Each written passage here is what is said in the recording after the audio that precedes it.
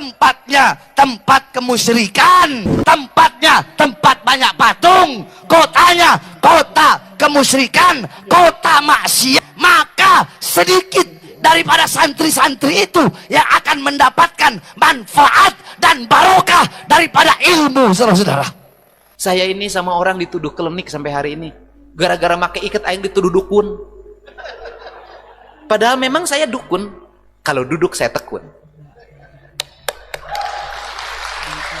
Kang Deddy Mulyadi bertubi-tubi diberi hantaman badai cacian oleh oknum Khabib yang ada di Indonesia, seperti halnya Bahar bin Smith dan Rizik Syihab. Namun Kang Deddy Mulyadi tak gentar dan selalu memberikan pencerahan kepada semua masyarakat, terutama di Jawa Barat. Pidato terbaru dari Kang Deddy Mulyadi kali ini memberikan ilmu yang sangat bermanfaat bagi kita semua. Pengalaman-pengalaman Kang Deddy Mulyadi yang patut kita contoh dalam kehidupan kita. Seperti apa, kita simak pidato Kang Deddy Mulyadi berikut ini.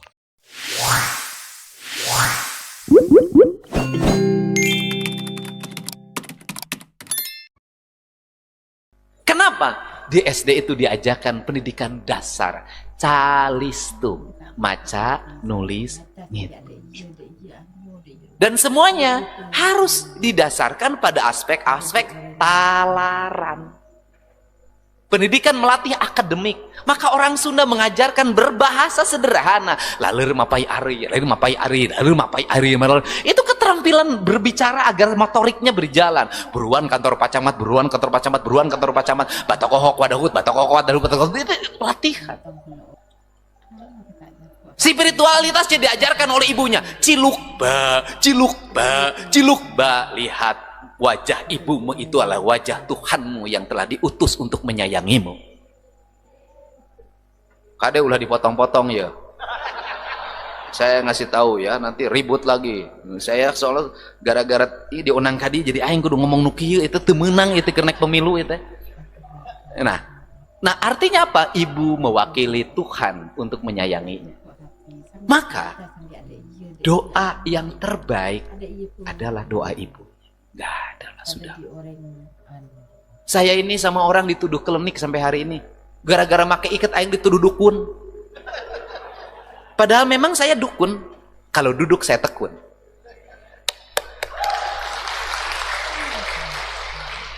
Hanya dukunlah yang akan memenangkan pertarungan, orang yang duduk dan tekun. Nah, kenapa? Saya ini orang yang ya saya cukup minta doa itu sama ibu saya aja udah sampai hari ini. Sampai hari ini. Ke WA saya tuh sudah ngajakin banyak orang. Pak kudu mencit muning, aing mah mencit unggal bulan geus ya teh. Pak kudu mandi di 7 tampian, aing mah unggal poe ge mandi. Pak ieu teh cenah kudu diwirid heula, unggal poe ge wirid. Saya tuh bandel, Pak. Enggak mau saya dari dulu. Dari dulu saya enggak percaya. Karena apa enggak percaya? Lamun si eta ahli pelet pamajikanana geulis. Pemajikan kabogoh kau gelis kena kabogoh aing sebut ahli pelet. Lamun si eta ahli bisa ngajadikeun lurah, bisa ngajadikeun bupati kulantaran nanya kasih eta nyalonnya sorangan. Sederhana. Tetapi aspek ini sudah diambil alih secara ilmiah. Saya percaya ilmiah. Siapa? Survei. Saya orang yang menggunakan metodologi akademis ini sebagai standarisasi saya. Gak ada, bohong. Mau enu duduk menjadi dukun, tak percaya. Dan saya termasuk teboga pananyaan, teboga guguruan. Guru aing mah alam kabeh ya guru aing. Dukun aing sahab purah pananyaan indung. Karena saya meyakini walaupun ibu saya sudah tidak ada, tinggal ada kuburannya, bagi saya dia tetap ada di hati saya dan selalu memberikan panduan. Itu hati saya. Sudahlah. Boleh dong saya punya keyakinan pada ibu saya. Nah, pendidikan ini perlu dibangun. Kenapa? Era hari ini, mohon maaf, kita ngomong industri ketinggian. Era hari ini, anak-anak SD, 10 tahun ke depan kita akan miliki orang-orang yang tidak sabaran. Yang kalau ada kesulitan dia mudah frustasi. Kalau ada kesusahan dia mudah minum, mabuk. Kalau ada problem dia mudah narkoba. Kenapa? Karena sejak kecil sudah tidak diajarkan lagi kesabaran. Angitan itu Nggak apa-apa, memang tulisan bagus sudah ada di komputer. Bener, saya tahu. Tetapi saya termasuk yang sampai hari ini nulisnya jelek. Maka saya ganti dengan yang lain metodologinya agar saya sabar gitu loh. Kenapa Deddy Mulyadi tekanan hidupnya tinggi, yang menghinanya banyak, diporo, diudag, nggak pernah berhenti. Saya tahu betul itu Allah menyuruh, karena saya sejak kecil nggak sabaran. Saya harus ditekan oleh berbagai pihak agar saya hidupnya sabar. Sudah. Makanya saya selalu berterima kasih pada orang yang menghina saya. Nuhun tos ngahina abdi, sabab Persib jadi juara teh lamun menang lawan Bali United. Kan kita ini nggak boleh membenci pada orang yang menjadi rival kita, karena itu adalah tempat untuk kita menjadi juara. Sudah. Guru galak itu pokoknya engke lamun lulus kuliah cari guru yang paling galak, yang paling bawel, yang paling ngasih banyak tugas. Anda berucap terima kasih karena dialah yang paling menyayangi Anda. Dan Anda paling belakangan ke guru toleran. Niron diantep, bolos diantep, antep sih. Eta mah guru eta mah teu ngajarkeun sih, eta mah pupujieun. Penting. Makanya guru galak itu selalu menjadi kenangan bagi siswanya, kenangan. Berbahagialah yang punya istri galak. Kenapa? Itu Anda itu, dia itu sesungguhnya lagi mengajarkan Anda tentang kebaikan, lagi menjaga Anda, lagi bawel terus gitu. Pada akhirnya ganti, yaitu menyempurnakan diri.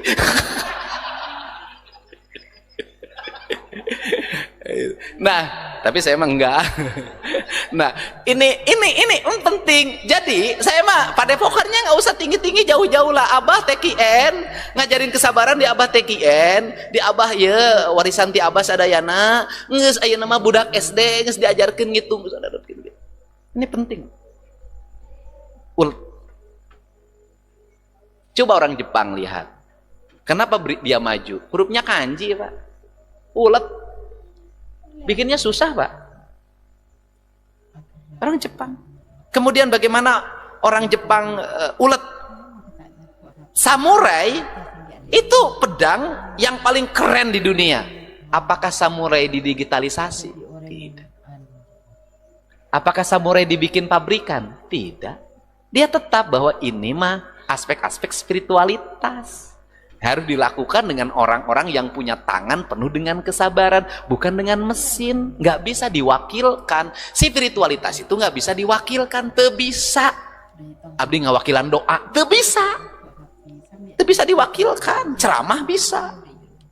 Nah, ini nggak bisa. Namun saya, jadi kalau di perguruan di TKN sejak SD, di sekampusnya nggak usah banyak-banyak akademik. Ajarkeun nganyam samak, ajarkeun nganyam bilik, ajarkeun ngarautan sapu, ajarkeun nyeun simpai, ajarkeun nganyam hoe, ajarkeun pandai besi, ajarkeun macu. Itu pendidikan spiritualitas.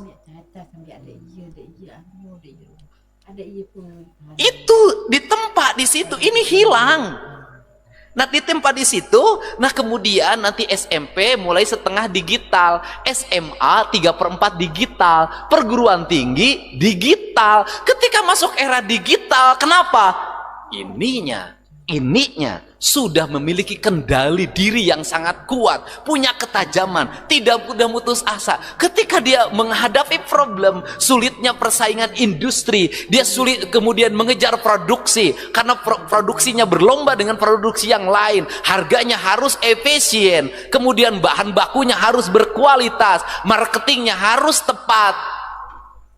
Ada susu sisi batin manusia di mana dia bentur tembok. Ketika bentur tembok, tidak seperti orang Jepang minum sake, tidak seperti orang Amerika ke klub malam.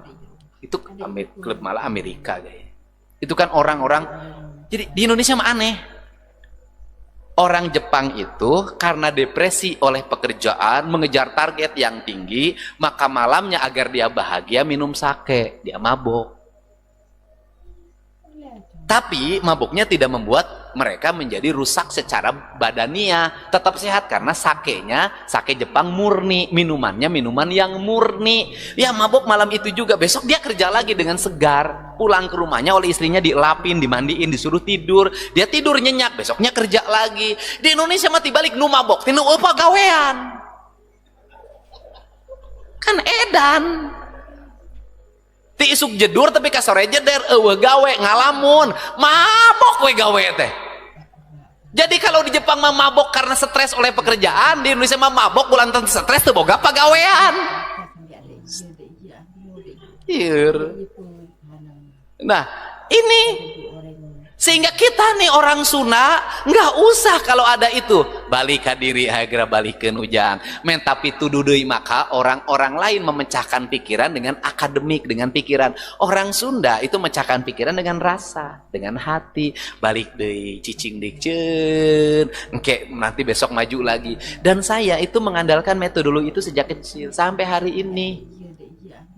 Jadi saya tuh, Anda belajar cek staf saya di Purwakarta, saya itu dulu ketika memimpin daerah sangat berani untuk beratraksi. Pendapatan daerah berapa? 800, bikin ya 1,5 triliun. Hah? Dari mana dasarnya? Ya dari hati. Siapa guru ekonominya Kang Dedi? Mikar Siti. Mikar Siti siapa? Lulusan UI bukan lain, sekolah SD kelas 1 teu lulus. Siapa itu dia? Ibu saya. Kenapa disebut guru ekonomi?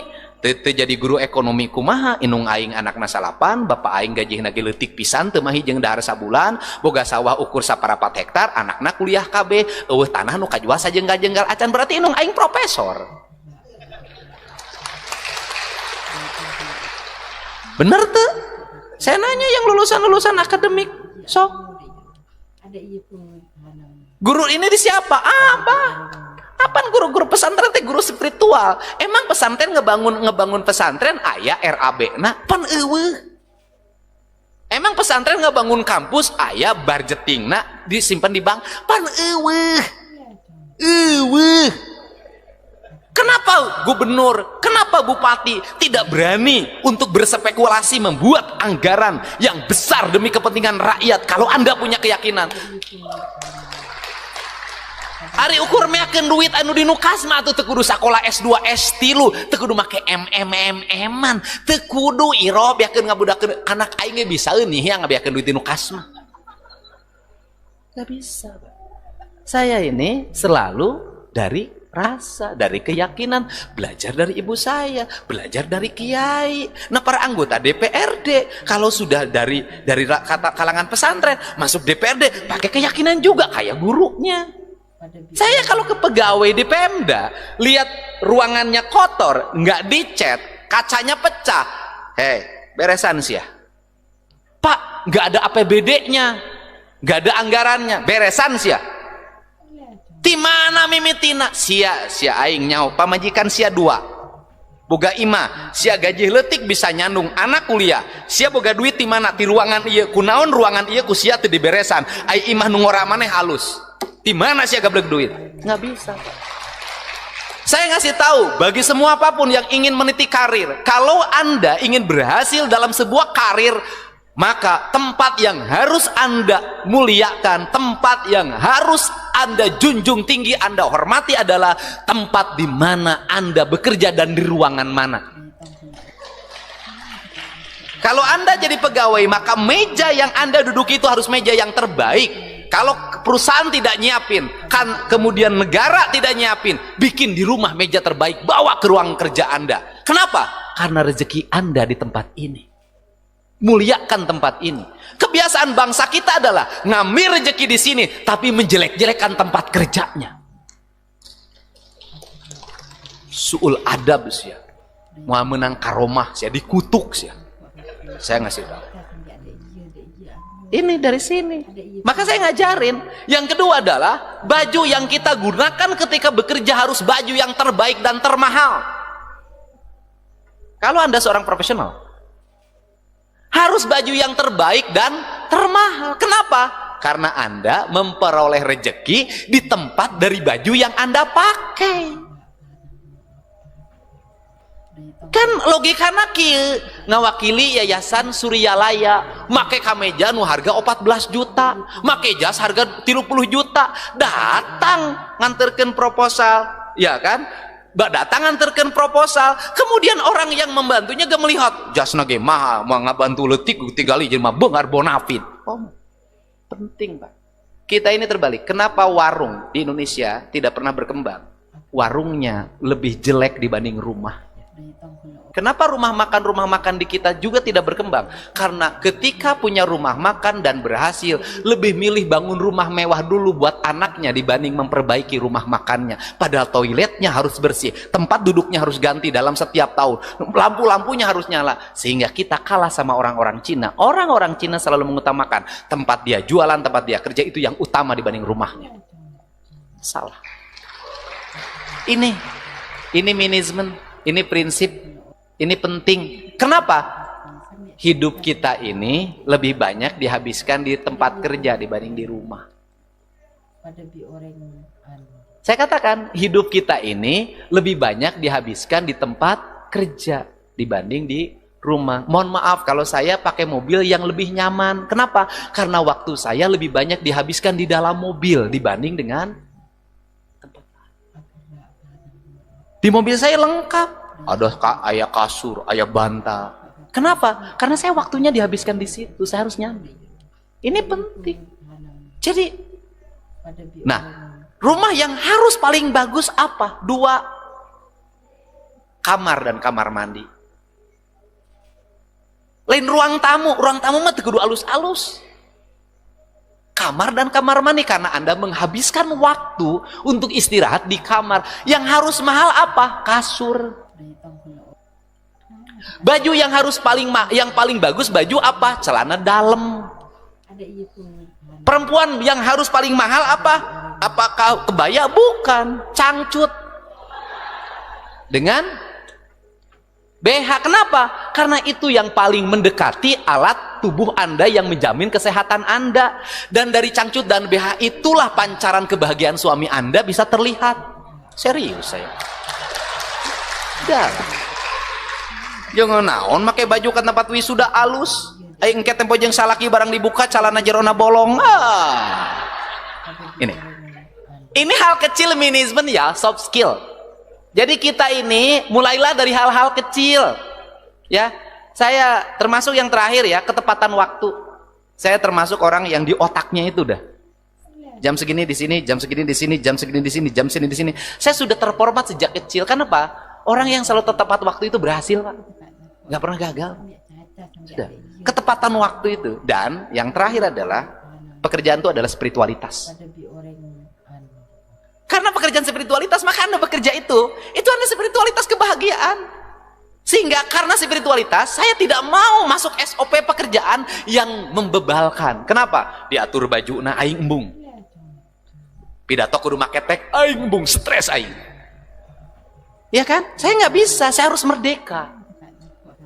Karena saya harus merdeka, ya saya begini. Saya yang pada akhirnya, mohon maaf ya, sehat. Saya 20 tahun itu tidak pernah minum obat kimia. Jadi kalau ngomong spiritualitas, bagi saya tuh 20 tahun tidak pernah minum obat kimia, tidak mengenal dokter. Kenapa? Ya sudahlah, ngobaranku diri sorangan, tetep boga sasaha. Rek ngeluh-ngeluh ka saha, nu nyaah iwal ti diri aing sorangan, kudu merhatikan diri sorangan. Kenapa? Diri yang menyayangi diri kita adalah diri kita sendiri, dan dokter bagi diri kita adalah diri kita sendiri. Itu dokter yang terbaik dalam diri kita. Ya. Ini penting. Saya ucapkan terima kasih, selamat untuk hari ini. Milangkala, cek bahasa santri mah milad, orang Sunda mah milangkala, milang teh ngitung, kala teh waktu. Artinya adalah hari introspeksi. Mudah-mudahan introspeksi hari ini bisa membawa pada kemajuan. Dan saya nggak ada urusan dengan dukung-mendukung. Saya terpilih jadi gubernur, pasti saya akan memperhatikan pusat-pusat spiritualitas di Jawa Barat. Dan saya akan menyusun orang-orang hebat di Jawa Barat dalam buku naskah-naskah akademik yang memadai. Karena kelemahan orang Sunda itu dari dulu adalah dimistifikasi. Jadi sulit Abah Anom dipahami sebagai intelektual, padahal intelektual banget. sabab nu nyaritakeunana lobana nini jeung aki-aki. Nah, nanti diceritakan dong.